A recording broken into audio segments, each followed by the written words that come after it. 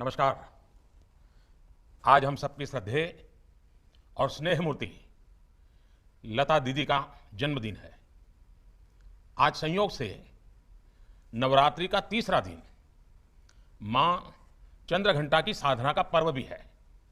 कहते हैं कि कोई साधक साधिका जब कठोर साधना करता है तो मां चंद्रघंटा की कृपा से उसे दिव्य स्वरों की अनुभूति होती है। लता जी मां सरस्वती की एक ऐसी ही साधिका थी जिन्होंने पूरे विश्व को अपने दिव्य स्वरों से अभिभूत कर दिया।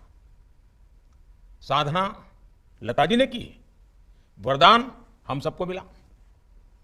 अयोध्या में लता मंगेशकर चौक पर स्थापित की गई मां सरस्वती की ये विशाल वीणा संगीत की उस साधना का प्रतीक बनेगी। मुझे बताया गया है कि चौक परिसर में सरोवर के प्रवाहमय जल में संगमरमर से बने 92 श्वेत कमल लता जी की जीवन अवधि को दर्शा रहे हैं। मैं इस अभिनव प्रयास के लिए योगी जी की सरकार का, अयोध्या विकास प्राधिकरण का और अयोध्या की जनता का हृदय से अभिनंदन करता हूं।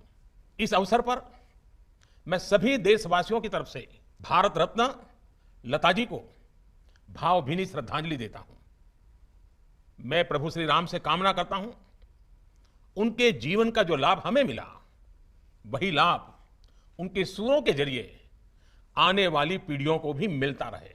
साथियों, लता दीदी के साथ जुड़ी हुई मेरी कितनी ही यादें हैं, कितनी ही भावुक और स्नेहिल स्मृतियां हैं।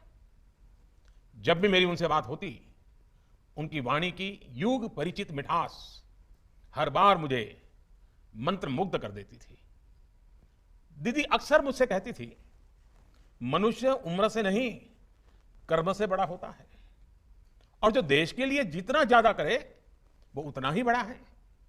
मैं मानता हूं कि अयोध्या का ये लता मंगेशकर चौक और उनसे जुड़ी ऐसी सभी स्मृतियां हमें देश के प्रति कर्तव्य बोध का भी एहसास कराएगी।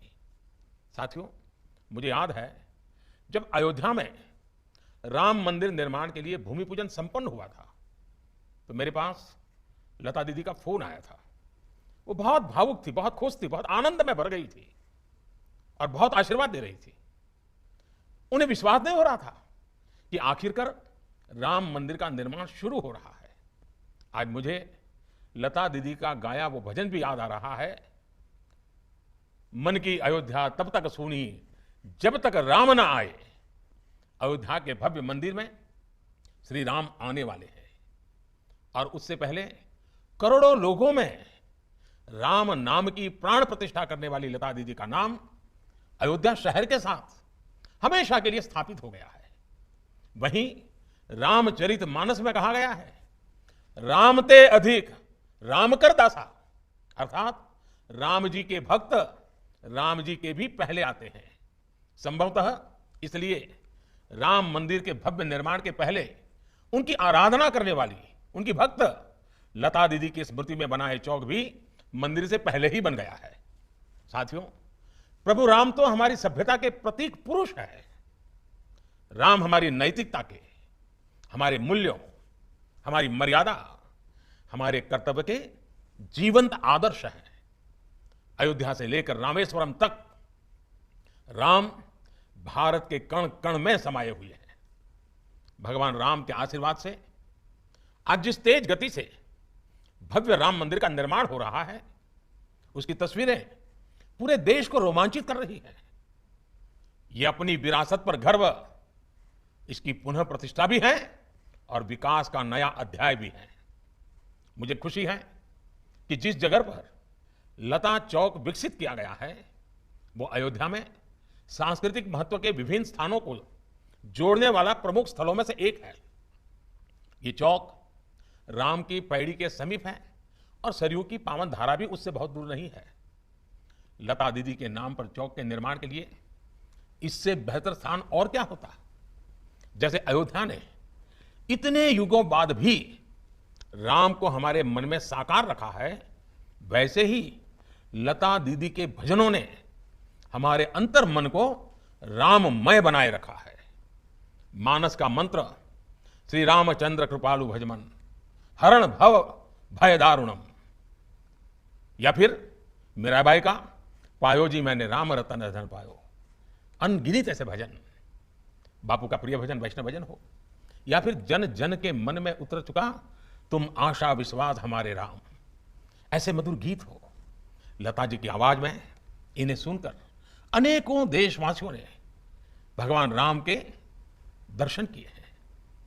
हमने लता दीदी के स्वरों की दैवीय मधुरता से राम के अलौकिक माधुर्य को अनुभव किया है। और साथियों, संगीत में यह प्रभाव केवल शब्दों और स्वरों से नहीं आता। ये प्रभाव तब आता है जब भजन गाने वाले में वो भावना हो, वो भक्ति हो, राम से वो नाता हो, राम के लिए वो समर्पण हो। इसलिए लताजी द्वारा उच्चारित मंत्रों में, भजनों में केवल उनका कंठ ही नहीं बल्कि उनकी आस्था, आध्यात्मिकता और पवित्रता भी गूंजती है। साथियों, लता दीदी की आवाज में आज भी वंदे मातरम का आह्वान सुनकर हमारी आंखों के सामने भारत माता का विराट स्वरूप नजर आने लगता है। जिस तरह लता दीदी हमेशा नागरिक कर्तव्यों को लेकर बहुत सजग रही, वैसे ही ये चौक भी अयोध्या में रहने वाले लोगों को, अयोध्या आने वाले लोगों को कर्तव्य परायणता की प्रेरणा देगा। ये चौक, ये वीणा अयोध्या के विकास और अयोध्या की प्रेरणा को भी और अधिक गुंजायमान करेगी। लता दीदी के नाम पर बना ये चौक हमारे देश में कला जगत से जुड़े लोगों के लिए भी प्रेरणा स्थली की तरह कार्य करेगा। ये बताएगा कि भारत की जड़ों से जुड़े रहकर आधुनिकता की ओर बढ़ते हुए भारत की कला और संस्कृति को विश्व के कोने कोने तक पहुंचाना, ये भी हमारा कर्तव्य है। भारत की हजारों वर्ष पुरानी विरासत पर गर्व करते हुए भारत की संस्कृति को नई पीढ़ी तक पहुंचाना, ये भी हमारा दायित्व है।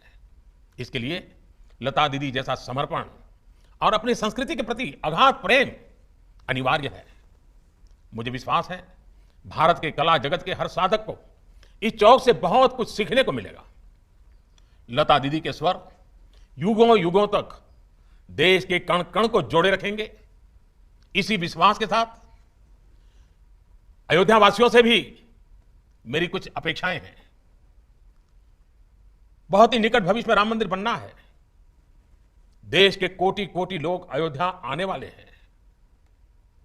आप कल्पना कर सकते हैं अयोध्या वासियों ने अयोध्या को कितना भव्य बनाना होगा, कितना सुंदर बनाना होगा, कितना स्वच्छ बनाना होगा। और इसकी तैयारी आज से ही करनी चाहिए। और यह काम अयोध्या के हर नागरिक को करना है, हर अयोध्या वासी को करना है। तभी जाकर के अयोध्या की आन बान शान, जब कोई भी यात्री आएगा तो राम मंदिर की श्रद्धा के साथ साथ अयोध्या की व्यवस्थाओं को, अयोध्या की भव्यता को, अयोध्या की मेहमान नवाजी को अनुभव करके जाएगा।